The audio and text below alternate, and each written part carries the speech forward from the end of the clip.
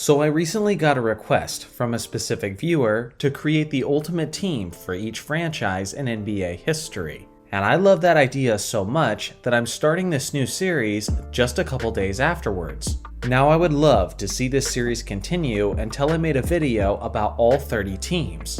But I gotta be honest, I've got bills to pay and a family to feed. So unless these videos do decently well, I'll probably have to abandon the series. This means if you want to see more, make sure to like and comment on the videos to keep this train rolling.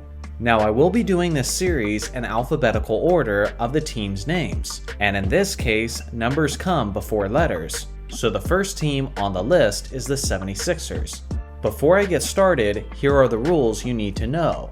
To build each franchise's ultimate team, I will be picking a starting 5, a second unit representing each position, and then 3 additional rotation players at any position I choose. In total, there will be 13 roster spots.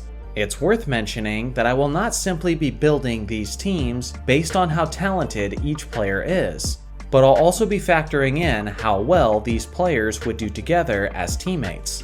So without further ado, let's get into it.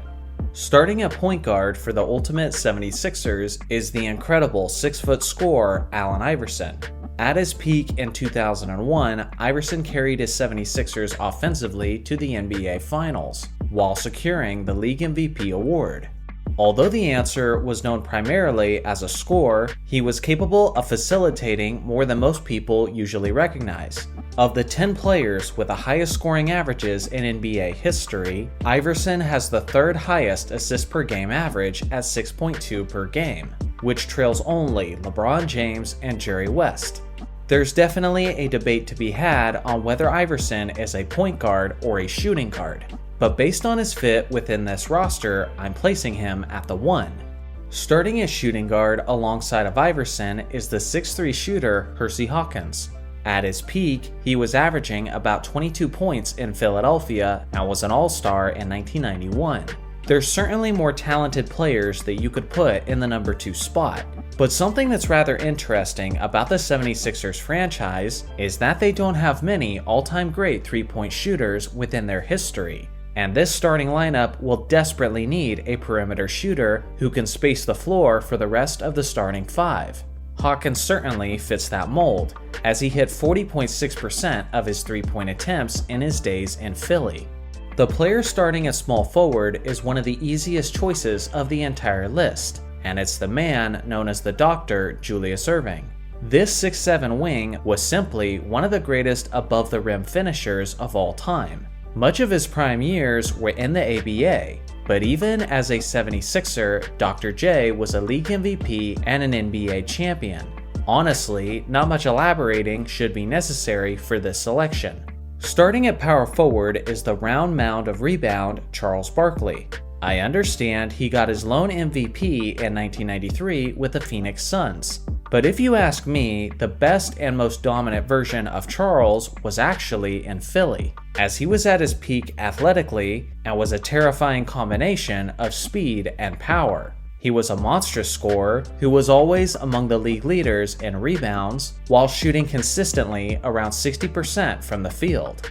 Now picking the starting center is actually a little tough, as it's easily the most stacked position within the 76ers organization. But for me personally, I gotta go with the incredible Wilt Chamberlain, and specifically, I'm thinking of the 1967 and 1968 version that was nearly leading the league in scoring, assists, rebounds, and efficiency all at the same time.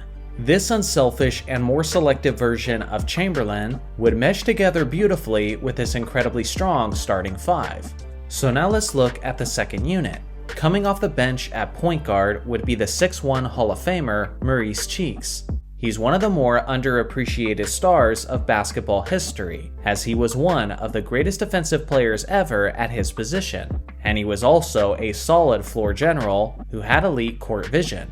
At the shooting guard spot for the second unit is the 6'2" Hall of Famer and the 10-time All-Star Hal Greer. For much of his career, he was the underrated sidekick of Wilt Chamberlain, and was a solid two-way threat as he could punish you with his solid scoring, or he could find the open man if the defense wasn't careful. The small forward for the second unit will be the 6'6" star Billy Cunningham. This man was so much better than most people realize, as he was an awesome combination of grace and hustle. In his prime, he was simultaneously a top scorer in the league while being an elite rebounder. And in 1970 specifically, he averaged 26 points per game while pulling down 13 boards per game. He was also a massive contributor for the 76ers championship team in 1967, and he'll fit in quite well with his team-oriented second unit. The power forward for the second unit is simply one of the greatest defensive players of all time, Bobby Jones. This 6'9" weapon was nicknamed the Secretary of Defense, and for good reason, as he made 11 all-defense teams in his 12-year professional career. He'll be right at home, providing energy and effort off the bench, as he won the Sixth Man of the Year award in 1983.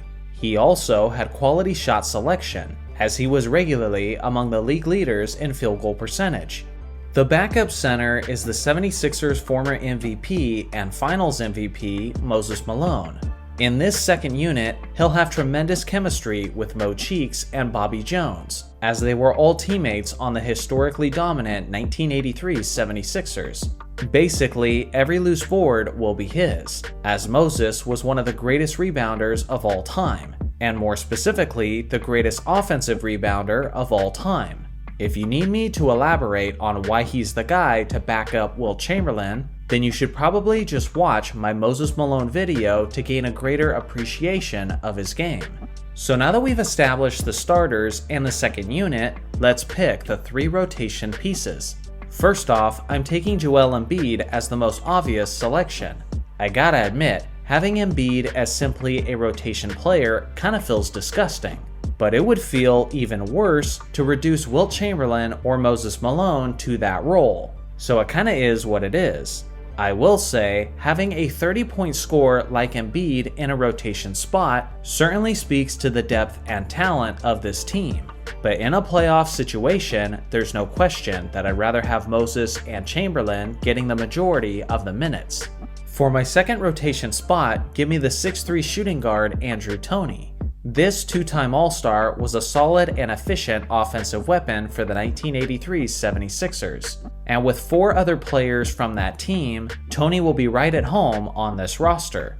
For the third rotation spot, and my final spot on this roster, give me the point guard James Harden. Sure, his prime seasons were certainly with the Houston Rockets, but even since, Harden is simply too good to leave off the roster, and whether he's needed as a scorer or a distributor, he can have a massive impact off the bench. So here is a final look at my 13-man roster that to me represents the ultimate Philadelphia 76ers team. They may not be the most stacked franchise within this series, but they're certainly in the argument. Would you move any of these players in or out of the starting lineup? Let me know your substitutions in the comments. Lastly, this is my list of honorable mentions. Should any of these players have made the 13-man roster? I look forward to hearing you break down your thoughts in the comment section below. Thanks for watching as always, make sure to like and subscribe for more basketball content, and I'll see you guys in the next video.